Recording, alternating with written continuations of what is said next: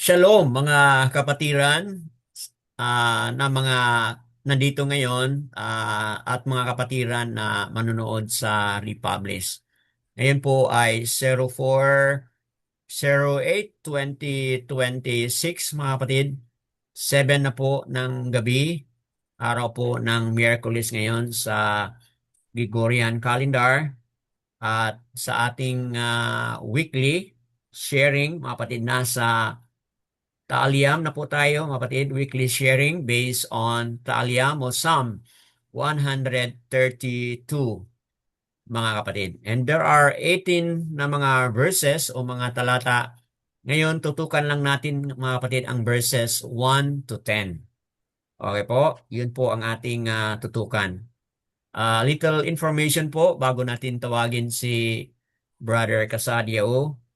Ang team o ang overall na ah, pinag-usapan dito sa Taaliam 132, mga kapatid. This is about Royal Psalm o Royal Taaliam. Bakit po natawag itong Royal? Kasi ang pinag-usapan dito ay si Daud bilang hari, mga kapatid.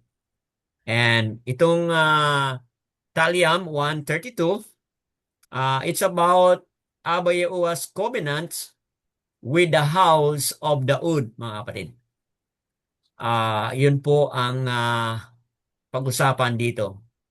Abba Yehuwah's covenant with the house of Daud to establish dynasty for the good of the people, Yasharal o kaniyang sangkatauhan, and also for the good of the entire world o Haaretz.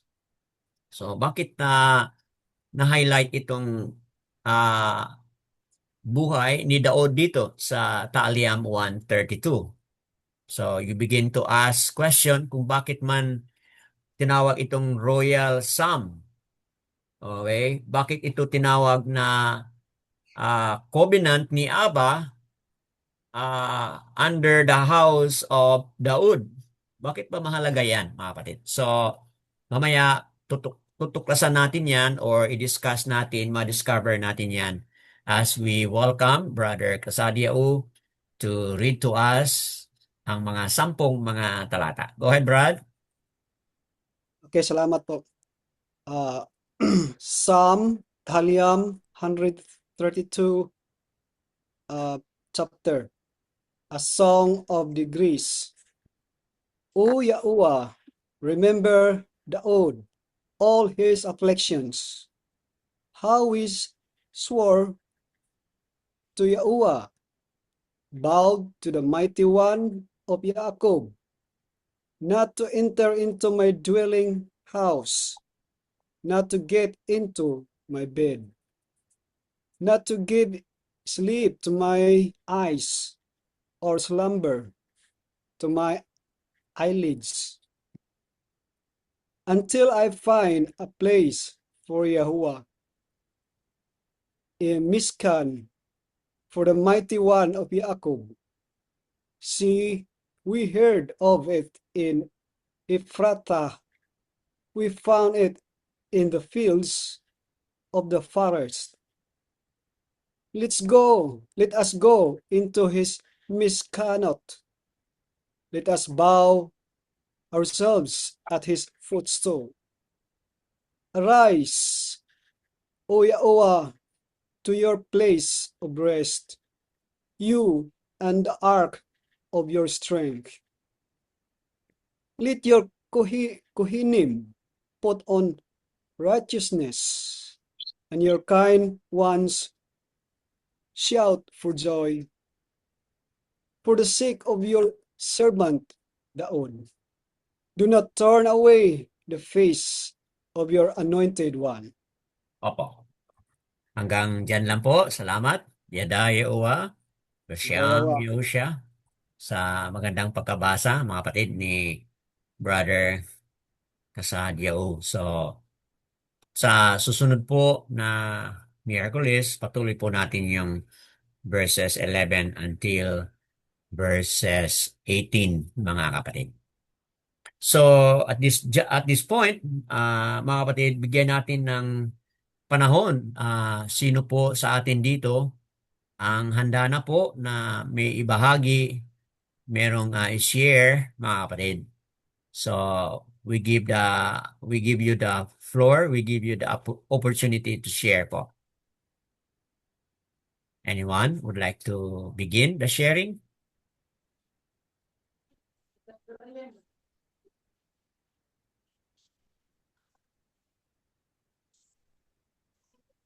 You can unmute, mga kapatid. Pwede kayong mag-unmute at magsalita kayo.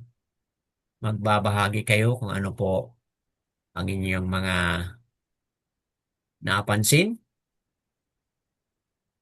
Have you found an answer doon sa mga tanong kanina na ating napag-usapan?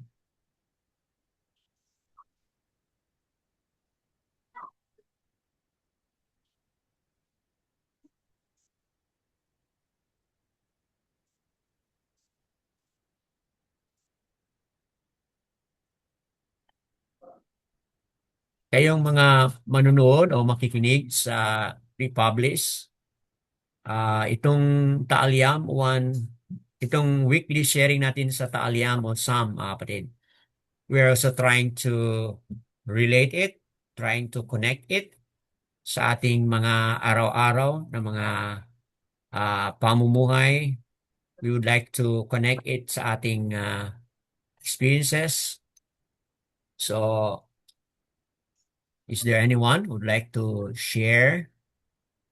Is there something na napansin ninyo, mga kapatid, na would like to hold on to a verse, a word, a promise? Kung meron po kayong napansin dito.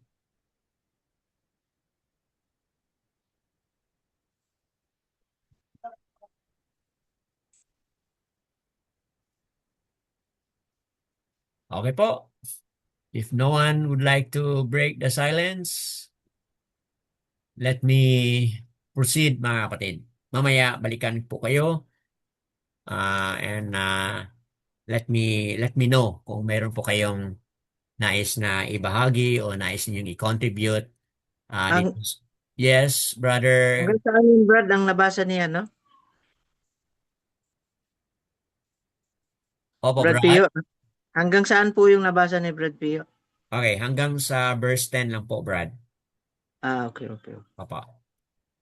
So, yun lang po muna yung focus natin. But sa susunod po, let's proceed with 11 to 18. Okay, mga kapatid, kung wala pang magsalita, let me proceed dito sa ating naumpisahan na introduction kanina.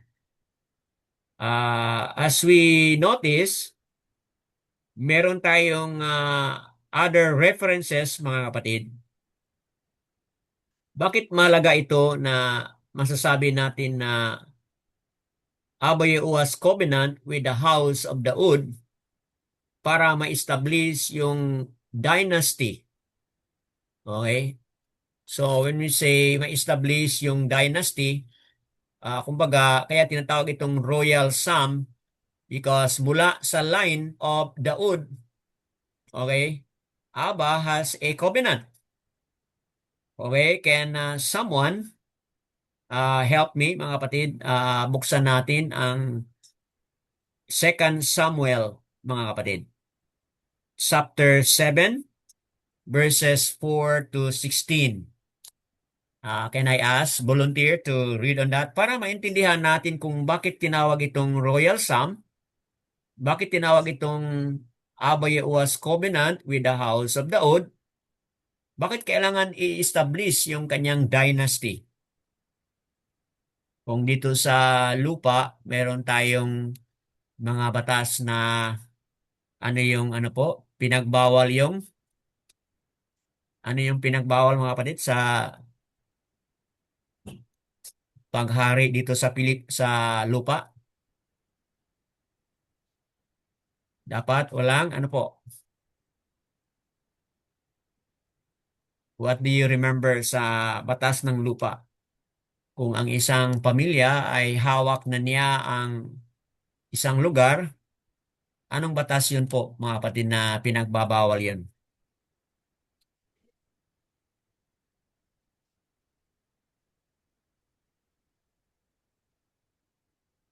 Batas sa lupa, Brad. Yes, kung halimbawa isang politician, hawak na niya ang isang lugar o anong tawag nun? Ayan, land grabbing. Di ba mayroong ano yun po mga kapatid sa may usapin yan sa batas na bawal yon na sila yung mag-manipulate na ah, sa isang lugar kasi dapat may batas na ibigyan ng pagkakataon ng ibang mga politician na makatakbo sila. Ano po yun? Then, ano pa, Brad? Yes, anti-dynasty. But dito sa ating reading ngayon, si Abba Yahuwah, meron siyang covenant with Daud na ang house ni Daud, yung line of Daud, talagang meron siyang ma-establish siya, ma-continue po yung kanyang dynasty. Okay? Buksan po natin ang pangalawang Samuel, Second Samuel, chapter 7. Para maintindihan natin mga kapatid, basahin po natin ito. Anyone would like to read verses 4 to 16 ng pangalawang Samuel? Ako na, Brad. Salamat po, Brad. Yes, sir. 4 to 16. Opo, Second Samuel chapter 7. 2 Samuel chapter 7 verse 4 to 16. Opo. Sige po. I'm reading 2 Samuel 7 verse 4 to 16. And it came to pass that Laila, that the word of Yahuwah came unto Nathan, saying, Go and tell my servant David, thus say Yahuwah, shalt thou build me an house for me to dwell in? Verse 6, whereas I have not dwelt in any house since the time that I brought up the children of Yasharal out of Mitzrayim, even to this yom, but have walked in a tent and in a tabernacle. In all the places wherein I have walked with all the children of Yasharal, I speak a word with any of the tribe of Yasharal, whom I commanded to feed my people, Yasharal, saying, Why build ye not me an house of cedar?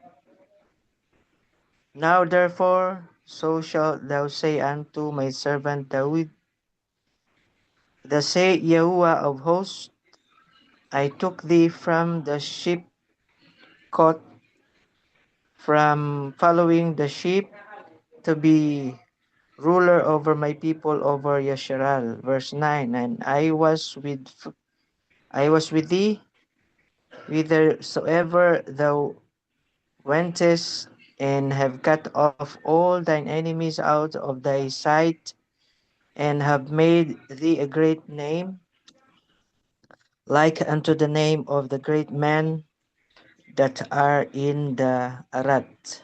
Verse 10, moreover, I will appoint a place for my people Yasharal, and will plant them, that they may dwell in the place of their own.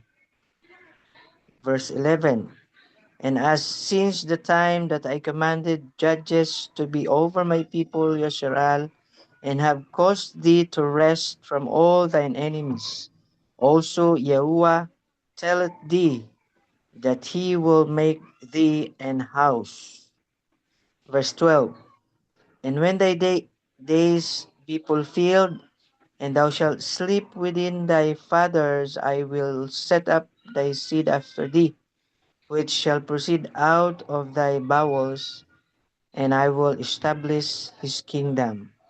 Verse 13, he shall build an house for my sake, and I will establish the throne of his kingdom forever.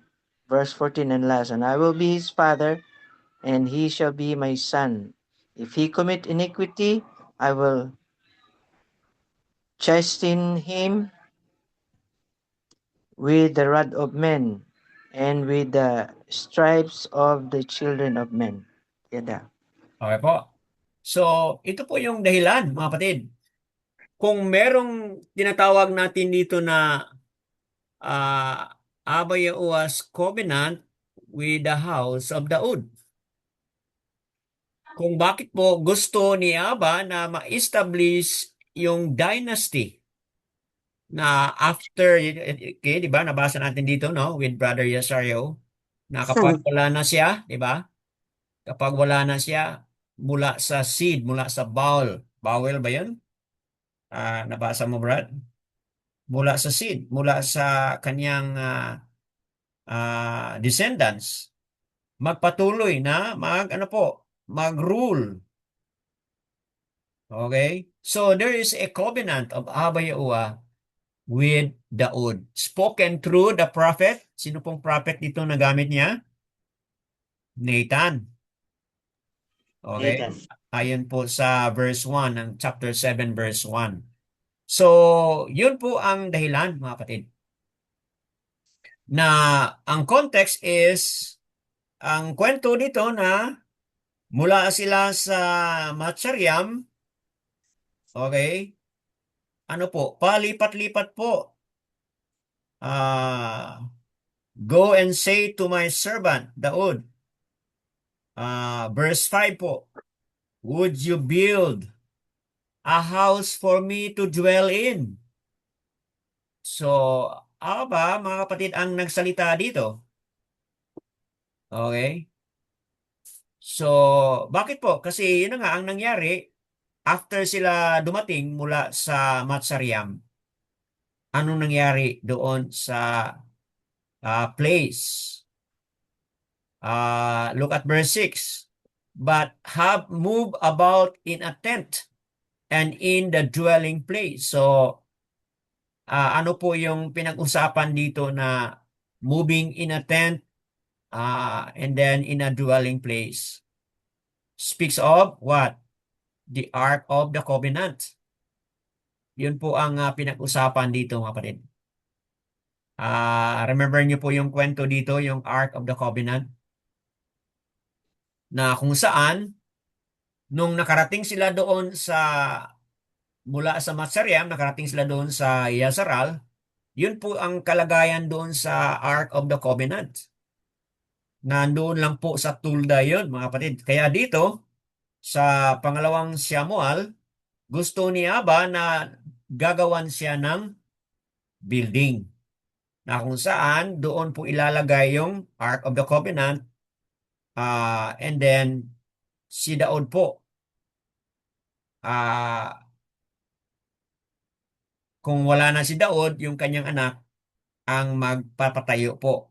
At kung bakit hindi natuloy ito na si Daud ang magpapatayo, dahil meron tayong other reference na si Daud po ay what? A man of war. Involved po siya sa pag-shed ng blood. Kaya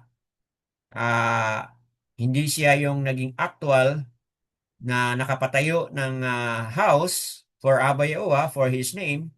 Look at verse 13. He builds a house for my name. Kanino po ito? Nakalagay po sa kanyang anak.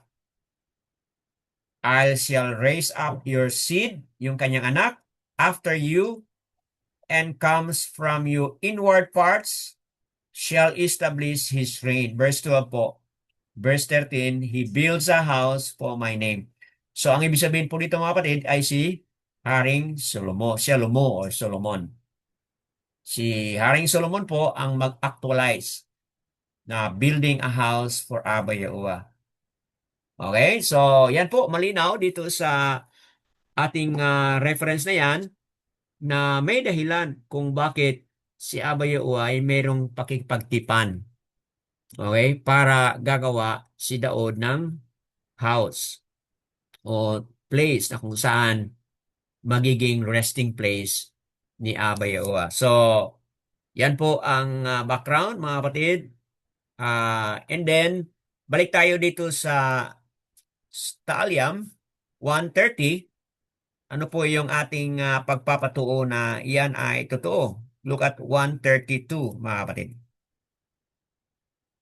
132, tingnan natin ng ilang verses. See? Oh, Yahuwah, remember Daud, all his afflictions. how he swore to Yahuwah, vowed to the mighty one of Yaakov, not to enter into my dwelling house, not to get into my bed, not to sleep to my eyes, or slumber to my eyelids, until I find a place for Yahuwah, a miskan for the mighty one of Yaakov. So, ito yung declaration ng psalmist, mga kapatid, at ito rin po ay language of Daud na kung saan ginamit ang form of language na parabang hindi siya magpahinga, hindi siya maantok, okay? Hindi siya matulog kung hindi mabigyan po ng ano, place na Aba Yahuwah ma-consider na resting place, mga kapatid. So, ano po yan, mga kapatid? If we sum it up, verses 1 to 5, Daud's service to the Ark of the Covenant. Okay? The psalm opens with a request that Abba Yahuwah will remember all that Daud did to prepare the temple or a dwelling place, mga kapatid, for the mighty one of Yaakov. Okay? Hindi lang pala nabanggit ito sa pangalawang Samuel chapter 7. Nabanggit din po ito, mga kapatid, sa unang Chronicles 22 verses 2 to 19. But we don't have time to read it, mga kapatid. So, yan po ang services ni Daud doon sa Ark of the Covenant na gusto na niya talaga na paglalagyan o ma-build kung saan permanent na. Kasi nasa tulda lang po yan, kaya palipat-lipat, mga kapatid. So, yun po ang masasabi natin na services ni Daud offered para kay Abba Yahuwah. And now, dito sa psalmist, look at the language of the psalmist. Remember Daud all his afflictions. So, anong ibig sabihin po dito na remember Daud all his afflictions? Ano po ang tinutukoy dito? Okay? Ang tinutukoy dito, yun nga, yung kanyang pag-alaga, yung kanyang pag-protect, paglipat, kung saan man ilipat yung Ark of the Covenant, yun po ang tinutukoy ng psalmist, mga kapatid. Okay? That Daud's affliction or hardship or services which was expressed in prayer, mga kapatid, na sana yung kanyang hard work, yung kanyang mga services na na-offer ay hindi siya mabaliwala, mga kapatid. Okay? So, yun po kung bakit mahalaga itong verses 1 to 5. Expressing Abba Yahuwah will remember Daud's sacrifices and hardship taking care of the Ark of the Covenant. At doon kanina sa 2 Samuel, atin na pong na-highlight yun, mga kapatid. Bakit po mahalaga yung place or yung resting place ni Abba Yahuwah? Bakit po mahalaga yun, mga kapatid? Dito po sa verses 6 to 7, kung bakit mahalaga yung a place of worship na gagawin para kay Abba Yahuwah, mga kapatid. It's because dito sa verses 6 to 7, there is the idea of what? Pilgrim. Okay? May mga tao sa iba't ibang mga lugar, meron silang pupuntahan kung saan yung resting place ni Abba o building created for Abba para ang kanyang pangalan ay nandoon, mga kapatid. Merong pupuntahan ang mga tao. So, it is about pilgrim, mga kapatid. People from different places, sila yung makapunta roon upang gagawa sila ng mga panambahan. Let me read verse 6 to 7. See, we heard of it in Ephrathah, We found it in the fields of the forest. Let us go into his miskanot. Let us bow ourselves at his footstool. See po, may lugar dito na nabanggit, Ephrata. Nasaan po itong Ephrata? Nandoon po sa district. Ephrata is a district at merong town doon called Bethlehem or ano po, Jaar. Okay? Bethlehem or Jaar, mga kapatid. Ang lugar na pinag-usapan. Okay? So, ayan po, mga kapatid. Kung tingnan natin, Ark, that is the place, itong Ephrata or Bethlehem or Jaar, is the place where the Ark had once lodged, mga kapatid. Diyan po pala at one time, yung Ark ni Abba ay nakapagpahinga or napunta po doon sa lugar na yan. Let's go to 1 Samuel chapter 7 verse 2, mga kapatid. Pwede ba nating tingnan sandali? 1 Samuel chapter 7 verse 2, mga kapatid. Let's read it. 1 Samuel chapter 7. Let's look at verse 2, mga kapatid. Okay, can somebody read it? Kanina, 2 Samuel chapter 7 po. Ngayon, balik tayo sa 1 Samuel po. 1 Samuel chapter 7 verse 2. Ano po yung ating pinag-usapan dyan? Okay, begin with verse 1 until verse 2 po.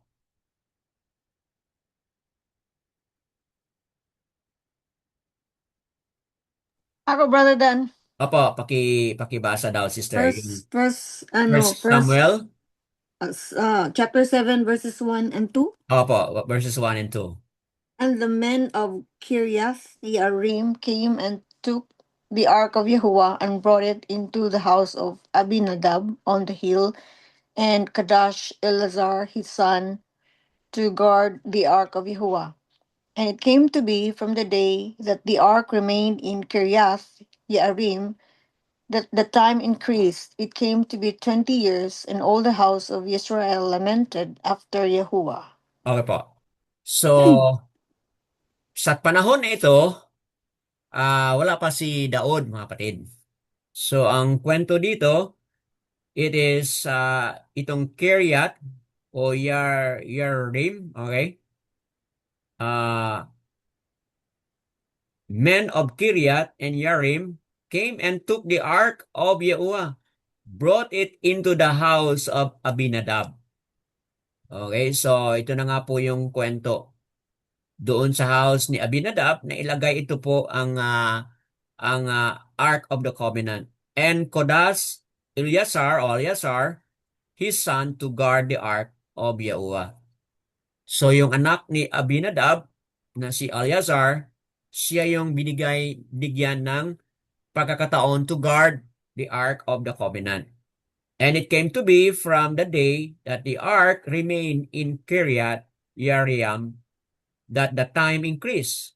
It came to be 20 years, and all the house of Yasharal lamented after Yahuwah. So in other words, kung saan po nakilagay yung Ark of the Covenant, meron talagang kaiiba o meron talagang special na mga, shall we say, baraka, mga kapatid.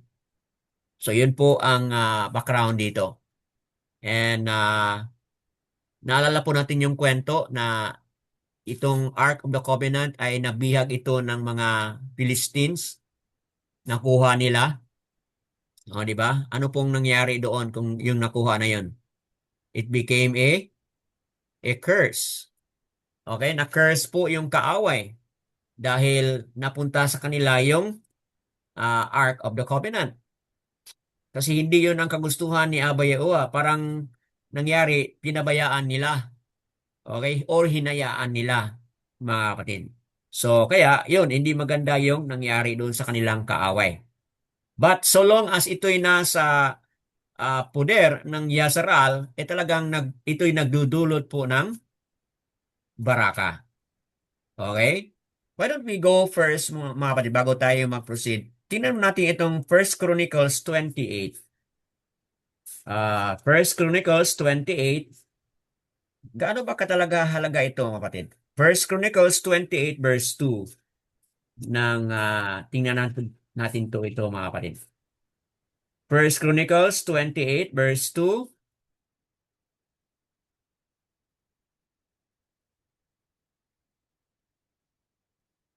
Okay po. Okay. Again, this is now Daud, mga kapatid.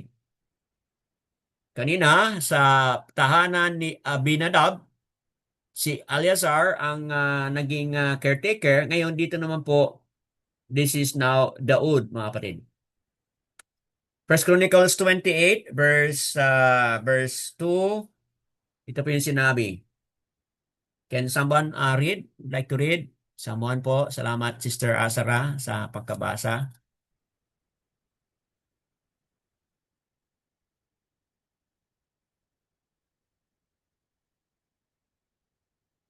Okay. Kung wala po, let me read to you, mga kapatid.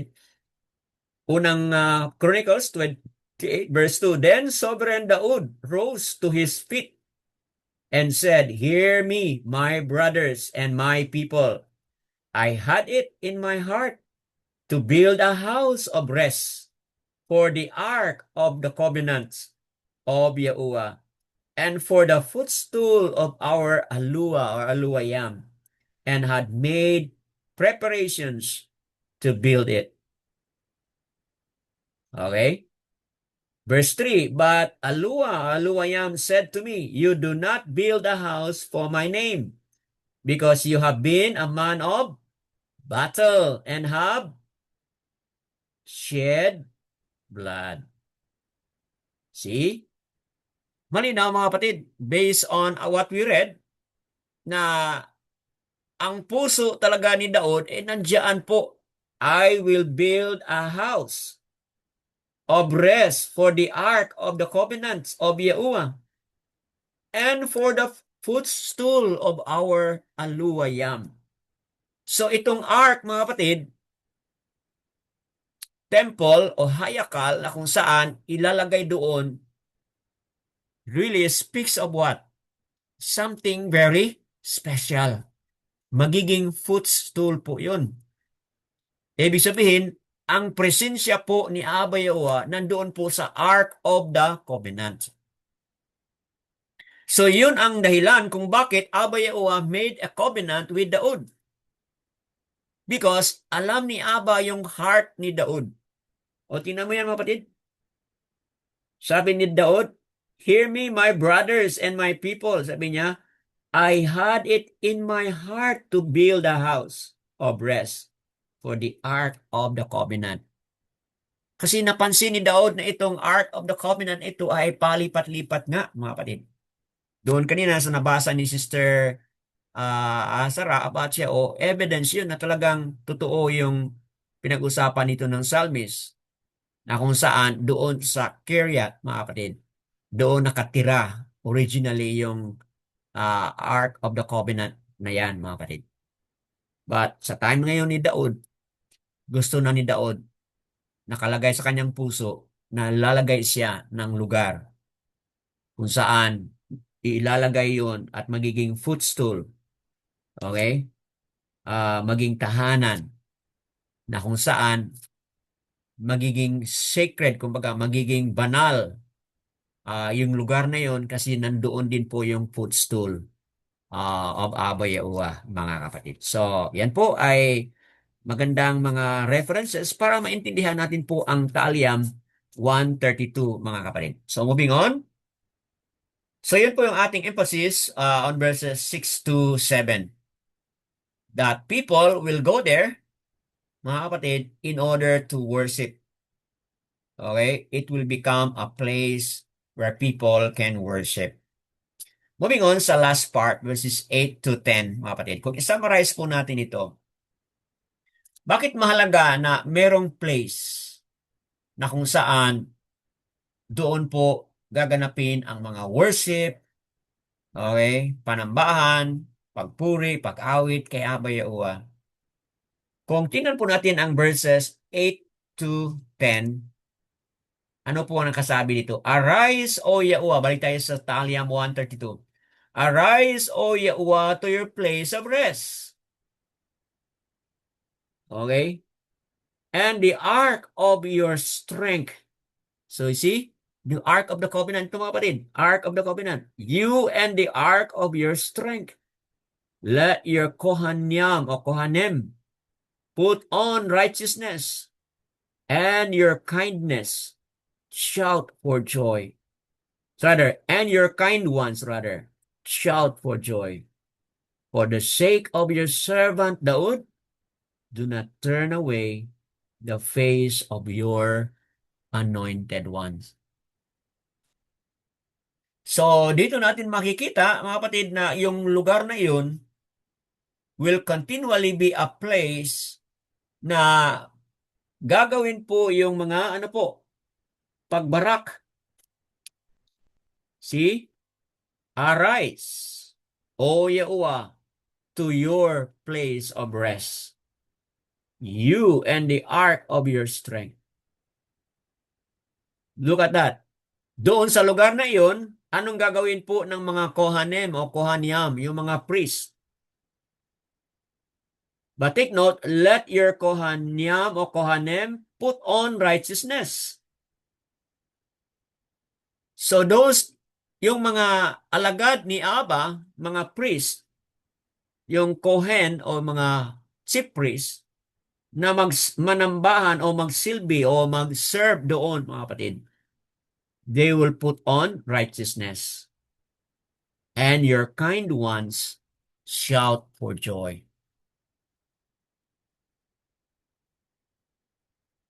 Ano po ang kahalagahan nito, mga kapatid? May mga ilan na mga tao na gagamitin si Abba Yahuwah na doon kung saan ang presensya ni Abba ay maglingkod kay Abba Yahuwah. Ito yung mga priest, ito yung mga Kohanim. But take note of that, mga kapatid. O, tingnan mo dyan, no? Put on righteousness. Bakit po sinabi diyan, put on righteousness? Yung mga mag-serve kay Abba doon, kailangan put on nila ang righteousness. Hindi naman po sinabi diyan na they are going to wear righteousness. Hindi naman po, mga kapatid, di ba? But ang sinabi diyan is, put on righteousness. Tama ba, mga kapatid? Let your Kohanim o Kohaniam put on righteousness. So, ano ibig sabihin, mga kapatid? Bakit mahalaga para sa mga Kohanim o Kohaniam that they should put on righteousness as they serve Abba doon sa lugar na yun? Tingnan mo yan. And your kind ones shout for joy. So in my understanding, mga kapatid, tuwing ang kanyang mga alagad put on righteousness, ibig sabihin, sila'y namumuhay na matuwid, namumuhay ayon sa Torah, namumuhay ayon sa covenant. Tingin ko, mga kapatid, ito yung phrase na Kohanim o Kohaniam, put on righteousness, which is consistent doon sa ating pag-unawa sa covenant. That covenant involves two parties. As the people of Abba Yahuwah standing on the hayakal o on the temple doing services for Abba Yahuwah, kailangan they have to put on righteousness. Kailangan ipamumuhay talaga yung matuwid, tama. At paano natin paano yun nila ipamumuhay? By obeying the Torah. By keeping the covenants, mga kapatid. So tingin ko yun po ang paliwanag natin dito kung bakit mahalaga yun. Kasi po, meron pong kasunod na statement, and your kind ones shout for joy. Ibig sabihin, kapag yung mga nag-serve kay Abba, ng mga priest, mga kohanim na nag-serve kay Abba, if they do what is right, ang impact, ang repercussion po doon is that yung mga kind ones, yung mga made apart, people of Abba Yehoah, ano po, will shout for joy. Bakit po sisigaw sila ng tuwa? Because, ano po, maramdaman nila yung lubusan na mga pagpapakita, pagpapadama ni Abba Yehoah ng kaniyang presensya, mga kapatid. Because when the presence of Abba Yehoah will work through His servants, mga kapatid, there is so much joy, mga kapatid. So, ito po ang psalmist, ito po yung psalm, ito po yung inaawit nila lagi. Tuwing kinakanta nila ito, they are also what? Asking Abba Yahuwah's, ano po? Favor. Okay? Bakit po? Kasi tinan mo, arise. O Yahuwah. Tuwing kinakanta nila ito, they are declaring, mga kapatid, they are declaring baraka sa kanyang mga alagad at ang kanyang mga alagad ay nag-declare ng baraka, mga kapatid. Okay? At dahil diyan, sisigaw sila ng sobrang tuwa. And then sa verse 10, ang kanilang declaration, for the sake of your servant Daud, do not turn away the face of your anointed one. For the sake of your servant Daud. Bakit po mahalaga yung phrase na yun? For the sake of your servant Daud. Because Abba, doon sa ating mga previous reading kanina, sa 2 Samuel 7, nabasa ni Brother Yazario, is merong covenant si Abba kay Daud, mga kapatid.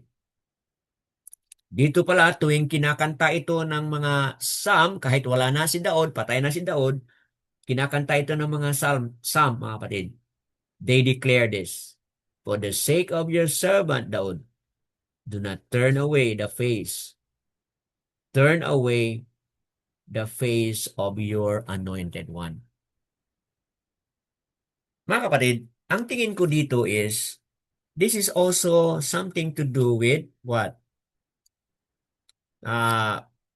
Future. Kung ito ay awit ng mga mananampalataya, tuwing sila ay magpunta doon sa footstool, punta doon sa resting place, tuwing sila ay magkaroon ng journey o panambahan doon, mga kapatid. Tingin ko dito, this is also a form of envisioning. Okay? Envisioning that one day, ang Jerusalem, wherein it is a place of palal, a place of worship, mga kapatid, wherein the priests are serving there, mga kapatid. How they serve there? They serve there with righteousness, mga kapatid. Makikita natin dito na makakaroon po ng greater impact. Okay? Makakaroon po ng greater impact. So, nais nating i-connect ito doon sa Malakay chapter 2, mga kapatid. Can somebody go there before tayo magbalik sa mga sharing po? Ano pong nakasabi sa Malakay na we would like to connect it? Malakay 2 verses 6 to 7. Take note, Malakay po ang last na writings ng mga prophets. So ano po yung sinabi ng Malakay? Chapter 2, verse 7.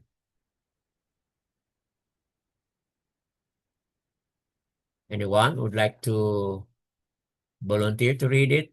Malachi chapter 2 verse 7. Opo, Brad. Apo, Sister Marife, kindly read it po.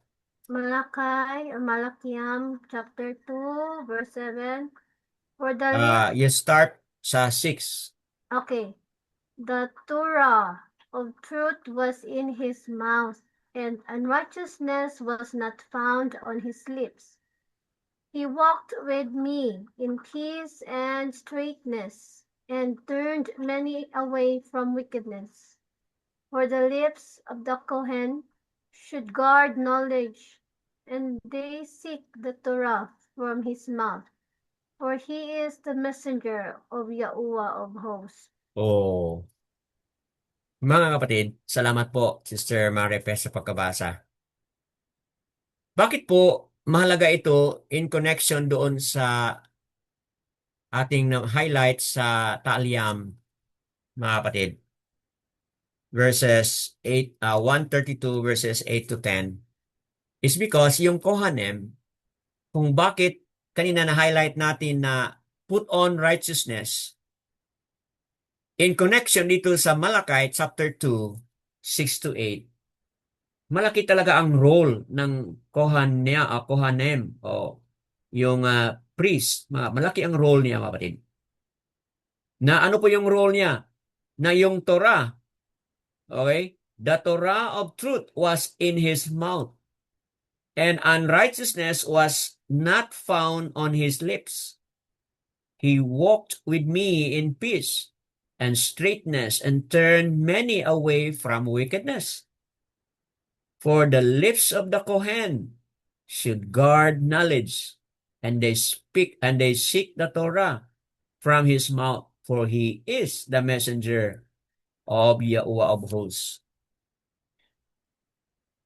Dito sa Taaliam 132 verse 10, kung bakit sinabi diyan na do not forsake the face of your anointed one. Ang ramdam ko dito, mga kapatid, ang anointed one diyan ay ang tinutukoy diyan ay si Yahushua, mga kapatid. So tuwing kinakanta nila yan, mga kapatid, it is also a prophetic of the anointed one, which is Yahushua. Bakit po? Kasi kanina pinag-usapan natin yung line of Daud, yung dynasty of Daud, mga kapatid, yung royalty of Daud. Kaya kung tingnan natin yung line ni Yahushua, diba? Nabilong po si Yahushua sa line of Daud, mga kapatid. So, prophetic ang Taaliam 132 verse 10, it is a prophetic of Yahushua, mga kapatid. Yung Kohanim na pinag-usapan doon sa Taaliam 132 verse 9, 8 and 9, the Kohanim to me is also a prophetic of Yahushua, mga kapatid, who put on righteousness. At dito sa Malachi, mga kapatid, itong Malachi chapter 2, 6 to 7, to me, mga kapatid, is also, though it talks about Kohen, to me, it's also referring to Yahushua. While it is true na ang Kohen, ang kanyang function talaga is what? Guard the knowledge, seek the Torah from his mouth. Okay? That is also true to Yahushua, mga kapatid. So, look at that. The Torah of truth was in his mouth. The Torah of truth was in his mouth. So, sino po yung truth na pinag-usapan dito, mga kapatid? The Torah of truth. Of course, dito, Kohen ang pinag-usapan, but in context, Kohen po, but prophetically, tingin ko, mga kapatid, is really about Yehosha, mga kapatid. So, bakit po? Tingnan mo yan. Unrighteousness was not found on his lips. He walked with me in shalom, in peace and straightness, and turned many away from wickedness. True of Kohen sa panahon na yon, but prophetic po of Yehosha, na kung saan walang unrighteousness na lumabas sa kanyang bibig kasi nasa kanya yung katotohanan. At dahil sa kanyang pagtuturo, mga kapatid, many turn away from wickedness. Opo. Now, ngayon, ano po yung kahulugan nito sa ating buhay at sa ating journey ngayon, mga kapatid? I'm trying to wrap it up, mga kapatid. Summarize po natin ito. How is this relevant? How is it applicable sa ating buhay at sa ating journey ngayon, mga kapatid? Paano po natin ma-apply ito? Okay po? I'm thinking, mga kapatid, na itong psalmist na ito speaks of a place where Abba Yahuwah dwells, mga kapatid.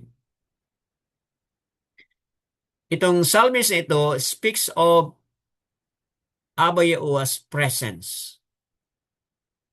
Sa ating panahon po, mga kapatid, wala na po tayo doon sa lugar na kung saan tayo ay pupunta doon at tayo ay doon gagawa sa lahat ng ating mga gagawin, mga kapatid. Katulad nila noon, meron silang lugar na talagang pupuntahan.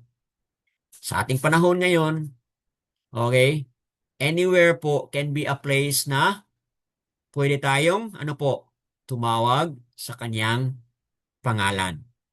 Any place can be a place where we can have our time of worship and prayer, mga kapatid, sa ating panahon po ngayon. Okay, yan po ang ating correlation sa ating kapanahonan. Iba na po ang ating kapanahonan ngayon, unlike sa kanilang panahon noon, they have a place where they can go. Okay? Sa panahon nila noon, may kohanim, may mga priests who are serving Abba doon sa lugar na yun. Sa ating panahon ngayon, wala tayo dyan, mga kapatid. Okay? But kahit na wala tayo dyan sa panahon na yan na merong isang tao na mag-function as priest, but we have what? We have Yehosha. Si Yehosha po, ano po ang function ni Yehosha ngayon? Siya po ang ating high priest. Siya po ang ating kohanem. Kohaniam o kohanam, mga kapatid. Siya po, Yehosha po. Siya ang ating high priest. And dahil si Yehosha ang ating perfect na high priest, mga kapatid, mula sa kanyang bibig, mula sa kanyang mga katuruan, all are righteous, mga kapatid. So kaya tayo, dahil nandyan si Yehosha na ating high priest, ano pong magiging impact sa ating buhay, mga kapatid? Yung lahat ng mga words binitawan ni Yehosha, yun po ay makakatulong sa atin na, maiwas na tayo doon sa mga masasama o matalikuran natin yung mga masasama, mga kapatid. Dahil kay Yehosha, magkakaroon tayo ng tuwa. Kasi yun po na nabasa natin sa Taaliam kanina, mga kapatid.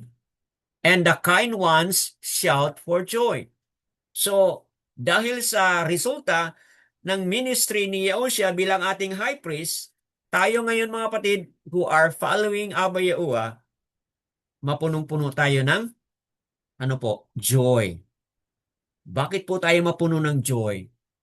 Resulta po ito sa mga katuruan ni Yehosha at sa ating pagsunod sa kanyang Torah at sa ating pag-obey sa kanyang mga katuruan. Yun po ang magiging resulta sa atin. Considered mga kind ones, made apart ones, mapuno po tayo ng joy, ng tuwa, mga kapatid. So, in lieu sa ating hinaharap na yun ng mga kahirapan, mga challenges, we should be excited, mga kapatid. Bakit po? Dahil nakakilala tayo kay Yahusha, kilala tayo kay Abba Yahuwah, mga kapatid, at maaring magkaroon po tayo ng sobrang tuwa dahil sa ating pagsunod sa kanyang mga salita, pamumuhay ayon sa kanyang mga Torah at mga kautusan, mga kapatid, magkakaroon po tayo ng so much joy and abundance of joy, mga kapatid. So, in contrast to what is happening in the world, tayo naman po, mga bilang made apart, meron tayong tuwa. While others are on the issue of takot sila, kabado sila, anong mangyayari, what will happen. In contrast to that, tayo mga nakakilala kay Abba Yahuwah, because we are holding on the words of our priest, of our high priest, no other than Yahushua, then yung overflowing joy ay talagang hindi mapigilan, mga kapatid. O, di ba? Napakagandang mensahe po ito para sa atin. So, anyone would like to make some feedback, made some comments, reaction, if this is what is happening in the world, but sa atin ngayon, ito yung pwedeng mangyari sa atin. So, what is this to us, mga kapatid? Yes po? You want to share, Sister Marife? Yes, Brother Dan, ang insights ko lang po, based po sa guidance ng Rook sa akin. Nabanggit niyo po kasi na dapat nung unang panahon, sa panahon ni Daud is dapat may dwelling place talaga si Abba Yahuwah para doon magpunta ang mga tao. Pero sa atin ngayon na hindi na tayo, wala na tayo sa panahon nila. Sa akin po, Brad, yung dwelling place ni Abba Yahuwah is our own hearts po. Tama. Meron kasi, yesterday kasi, Brad, follow-up check-up ko kahapon sa psychiatrist. Tapos, mayroon ako na meet doon na patient na he is a veteran he's an American, veteran siya sa war doon sa Vietnam. Opo. Tapos nakapagsawa siya ng Filipina. Opo. And then he's criticizing a different domination, like he don't believe in yung mga nila, but his wife is a devotee, but for me, sinabi niya, for me, anywhere you go, you can, but hindi siya believer ni Yahweh. Sabi niya, anywhere you can go, you can pray to God. You can pray to Lord. Whenever you go, you don't need to go to the circle. Don't need to go to the church. You don't need you don't need the PRISETST. So you don't need them. You don't need the PASDOR. Don't need them. Why? You can pala directly to God. Sabi niya ganun. It's God is in your heart. Yun ang sabi niya. Kaya na-remember ko yung sabi niya ngayon na talk about tayo ng resting place ni Abba Yahuwah. So, sa akin po, yun po ang realization ko po, brother, na totoo naman may point talaga siya na hindi na tayo talaga makapalit perfectly kung ano man yun ang set up nila, but alam natin lahat na our body is the temple of Yahuwah. Opo. And then, nasa heart po natin siya. So, anywhere we go, anywhere we can praise Him, we can in a temple, in a building just to be near to Yahuwah, but Yahuwah is in our heart already. Yun lang po. Opo. Yada. Yada yawa, mga kapatid, sa realization ni Sister Marife.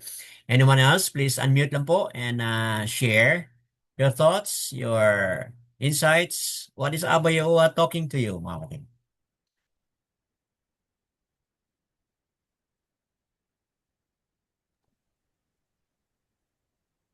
Sister Sarah, you wanna get some insight? Go ahead po. Yes po, Brother Dan. Kunti lang po, Brother Dan. Nakita ko lang po na si David, 'di ba siya po yung si Daud siya po yung Opo. ano po yung title niya, Brother Dan? Malapit po siya sa puso ni Yahuwah, di Yeah, po a ba? man after Yahuwah's heart. Opo. Heart, di po ba? Siya nga na titled as a man na nasa puso ni Yahuwah. Tayo pa tayo pa kaya, Brother Nana, yung ano niya, how it reminds me dito how he ano po, yung parang 'di ba ang sleep is 'di ba hindi siya natutulog, Brother Dan, eh. Opo. 'Di ba ang tao needs sleep and Oh, then okay, palagay natin may oras ka sa pagtulog, but then in Psalm 127 verse 2, Yahuwah grants sleep to those He loves, 'di ba, Brother Dan? So opo. that means matulog ka, kung walang pag-ibig ni Yahuwah sa'yo, you can never have a peace in your sleep. So that Hmm. means si Yahuwah pa rin nagbigay sa atin ng mabuting tulog. Tulog, tama. Si David, ayaw niyang matulog. Ayaw niyang eyelids niya, ayaw niyang Pikit. ipilik-pilik ba 'yun, Brother Dan? Kaya niyang ipikit ang Dahil mata. ayaw ipikit dahil gusto niya na gusto niya na maano talaga makita niya I mean, ano ba 'yun, Brother Dan, yung ano ni Yahuwah ay maano niya, he can find a place Opo. kay Yahuwah, 'di po ba? Opo. Gusto niya gano'n. And then nalaman po natin na Yahuwah never sleeps, never slumbers. Kaya gano'n naman si David kasi Hmm. maski sa pagtulog, alam niya hindi natutulog si Yahuwah. Hindi kaya even sa pagtulog hinahanap ho niya. Hmm. Kaya gano'n ho yung ni-remind ho tayo paano ginawa ni Daud ang importance of making commitment to Yahuwah. Ang making commitment, ang making covenant is like prioritizing Yahuwah's presence sa ating buhay. Kasi, di ba, Brother Dan, matulog na nga, yun na nga ang pagtulog mo. Di ka Hmm. pa natulog ba? Kukulin mo lang si Yahuwah. Hmm. Yun ang hindi man natin magawa sa reality, pero yun ho yung impact doon hay.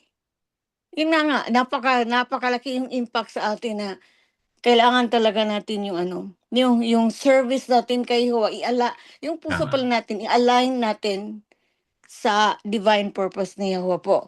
Wow. Katulad po ni David, na Hmm. yung sa reality hindi ho natin magawa rather than, kaya lang, Hmm. doon nga sa Psalms 107, si Yahuwah ang nag-grant ng sleep sa atin. Maski hindi tayo matulog, bibigyan din nila natin peace kasi siya rin naman ang ano, 'di ba ba? Kung hanapin Opo. talaga natin siya, He will give us peace even in our sleep po. Kaya napakaganda po. At saka kaya po yung sabi niyo po na itong verse na ito, 'di ba naglakad sila para maghanap ng place to worship, 'di ba gano'n, Brother Dan? Opo. Na wala silang place na ano, yung ano ba yun, yung talagang andon. Hmm. Permanent, wala po.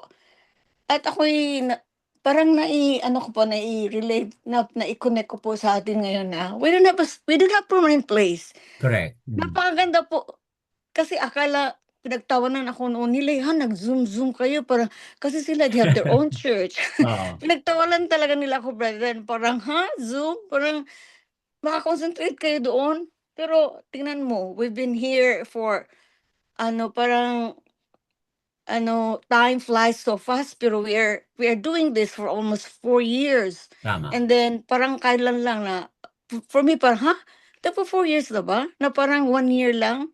And then look at the members in AYP, Hmm. increasing po. We've started for only 2 or 3 people and daw, hindi nga nag-decrease nag-increase year by year eh. Ako'y natutuwa po dahil yung permanent members are still there and then increasing. That means there is Ruach HaKadosh po na nag-guide po sa atin na this is it.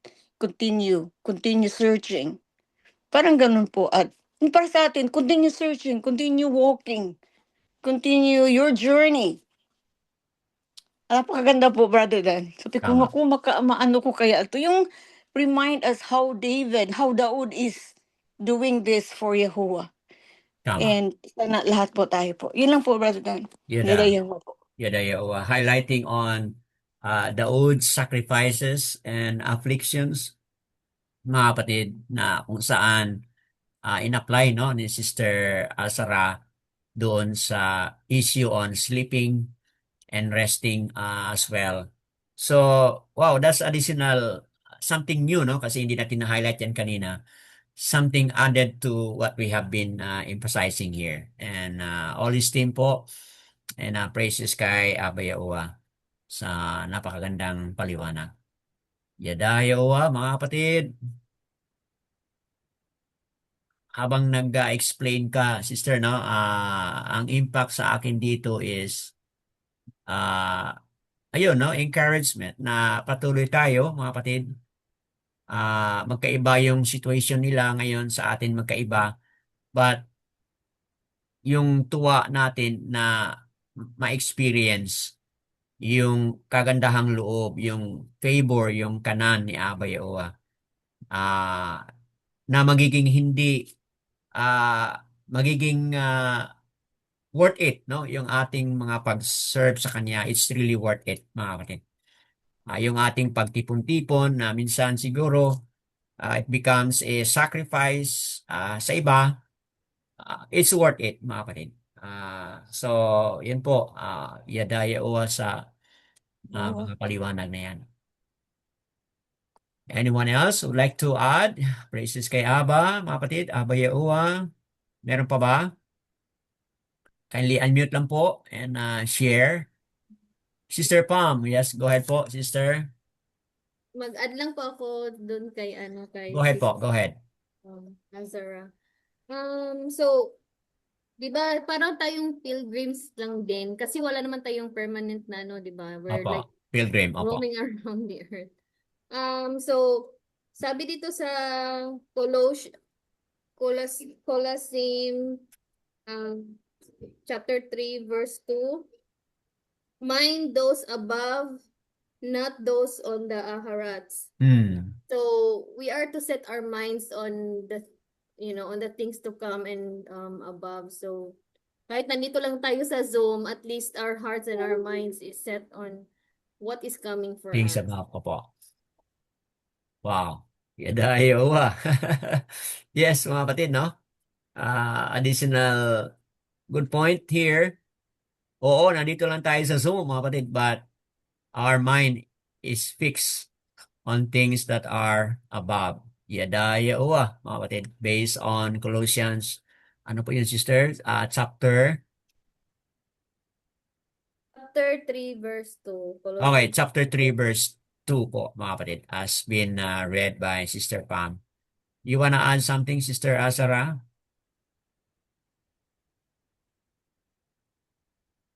You wanna add something, Sister Azara Bacheo? Okay po. If there is none, then anyone else, mga kapatid, would like to add something?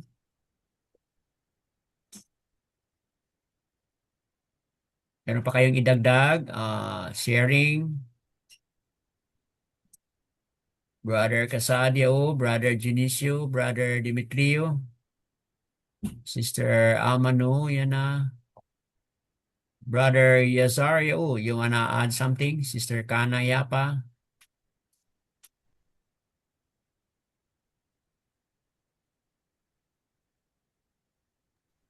Shalom Brad, shalom po sa lahat. Opo, shalom Brad, go ahead po.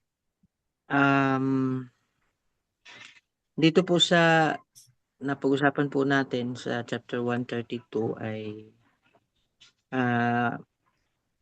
makukunan po natin talaga ng aral yung buhay ni Daud. Opo. Lalo na sa kapanahonan po natin ngayon kasi we are scattered abroad. Tama. tayo po ay wala talagang permanent na physical kahal or assembly wherein we can gather together, but praise be to Yah, the Most High, because we are Baruch, no? Dahil sa technology na meron po tayo ngayon, na even though we are far off sa bawat isa, pero we can connect as one family, in one accord, in one heart, na isang sa isang puso at diwa, at wala pong ibang layunin kung hindi parangalan, pasalamatan, luwalhatiin at dakilain si Aba, dahil siya po yung nagdala po sa atin sa katotohanan na yun po, doon pa lang po ay pinagpala na po tayo, kasi sa dami-dami ng tao sa buong mundo ay isa po tayo sa nagising at Tama. namulat doon sa katotohanan na iyon. And one thing for sure and make us difference, kasi 'di ba we're made apart or set apart from this world. So that is why ang focus po natin ay iba na, kumbaga sa takbo ng pag-iisip ng makamundo or sa sanlibutan, na they are always setting up on the things or the earthly things. Tama yung sinabi kanina ni Sister Fam, no, na we should set our mind, no, or even our heart from things above, no, na kasi hindi tayo kumbaga we're all strangers at pansamantala lang po tayo na naninirahan dito, at talagang dadalhin po tayo sa lugar na doon tayo pag-isahin ni Aba na kanyang inihanda sa bawat isa sa atin. At sa atin lang po talaga, unang we should fix our tawag nito, na yung pag-iisip natin, yung puso natin, na alam na po natin na yung covenant ay inilagay na po ni Aba sa puso natin at ating kaisipan, no? At all we have to do, that is why ang sa akin lang, Brad, ang na-learn ko pamula noon nakakilala po ako sa kanya at nagising sa katotohanan hanggang ngayon, ay I continue to tawag nito, yung lalo na yung pagdating sa pag-aalaga ng kalusugan sa katawan natin, continuous po yun, kasi we know na hindi tayo exempted sa takbo ng sanlibutan, tawag nito, mga material na bagay sa pagkain, sa lahat na po yun, package na. Kung wala kang focus na, lalo na sa physical natin, sa health issues, na for me, ang experience na ako na pamula nung tayo nakakilala, we learn, ang progress ng learning natin hindi lang sa mga spiritual na bagay, pati na rin po yung ating Physical. pangangalaga sa physical, po. Kasi as we continue to grow in knowledge and in truth, and even sa journey natin na ito, natututunan din natin po talaga na bumalik doon sa mga natural ways na pag-aalaga ng katawan, although nag-a-adjust din po yung katawan natin dahil napakahabang panahon na ginugol natin sa, sabihin natin na hindi magandang paano bang salita, na hindi magandang ang yung lifestyle natin, yung gawi natin noon, lalo na sa pagkain, na lahat pala ng pinapasok natin ay mostly ay basura, nakakasira.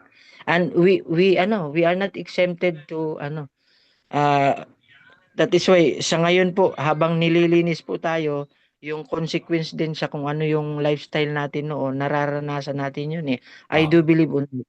And that's the one way of processing our physical na siyang tawag nito yung sinasabi na tahanan ng Ruach HaKodesh or temple ng Ruach HaKodesh yung katawan natin kasi wala tama yung sinabi na yung kahal na hindi building wala man tayo pero pinagsama-sama tayo as iisa na asembleya or sabi nating kahal na yung katawan natin mismo tinatahanan o pinananahanan ng Ruach HaKodesh ni Aba at ito na yung kaya nga every time we commit sin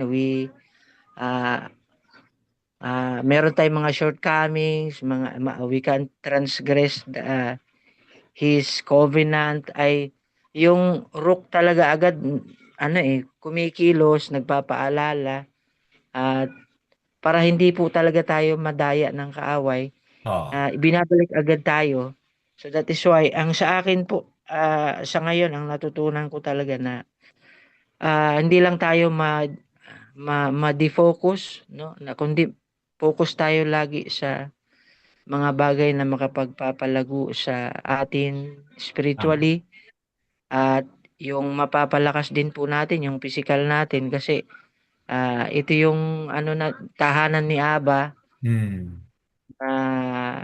kung saan dito po siya nangungusap through his rook at kasama na po yun yung lahat ng pagkaing sa kanyang salita sa pagkaing mga masusustansya sa physical kasi kung nakakaramdam ka ng hindi maganda o may karamdaman it will affect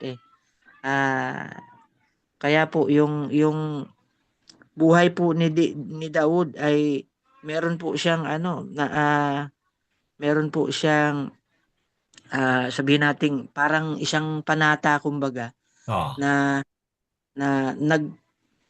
sa kabila ng kanyang pagkakamali pero ganun ka-eager siya na humingi ng kumbaga parang isang napaka marubdob na pag tawag nito marubdob na pagsisisi pagbabalik loob na wag siyang mawalay doon sa presensya ni Aba at wag tanggalin sa kanya yung tuwa at kaligayahan ng kaligtasan na meron po tayo. Kaya po sa atin sa ngayon ang lesson din po sa chapter na ito na aking makikita ay kailangan po talaga natin na pagsumikapan na manatili sa presensya ni Aba at huwag tayong mag-detour either sa kaliwa o sa kanan huwag tayong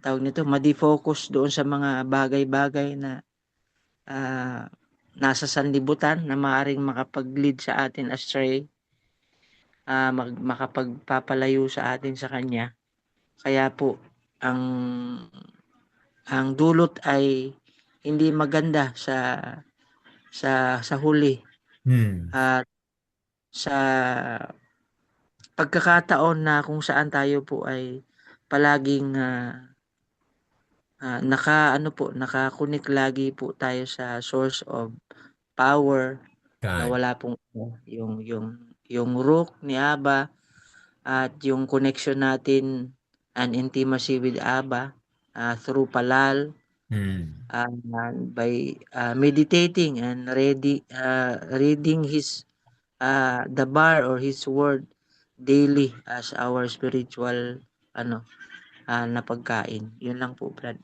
Yada, Yowa. Wonderful explanation mga kapatid na kung saan kung titingnan natin ang ating journey na-connect din doon sa napagsabihan na point out ni Sister Marife kanina dito sa na-highlight din ni Sister Pamela na-highlight ni Brother Yasario na tayo po yung hayakal, tayo po yung temple yung ating katawan. So, that's a good additional point dito mga kapatid na pangalagaan natin ang ating katawan mismo. as highlighted ni Brother Yasario. Pamumuhay natin yung dietary laws, mga kapatid. So, yun po ay paraan na kung saan binigyan natin ng pahalaga si Abba Yahuwah by taking care also of our katawan, mga kapatid. So, wow, amazing po na mga katuruan ito, mga sharing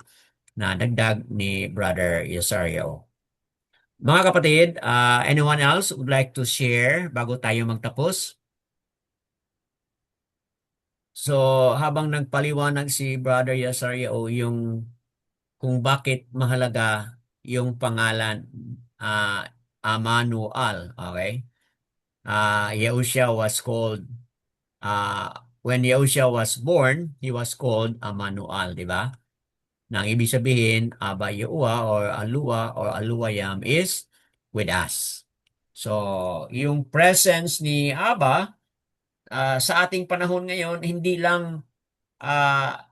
katulad, mga kapatid, sa ating pag-unawa ngayon, sa ating journey, Abba Yahuwah's presence is anywhere. Bakit po? Yun na nga. Dahil Yahushua, when he was born, he was called Emmanuel.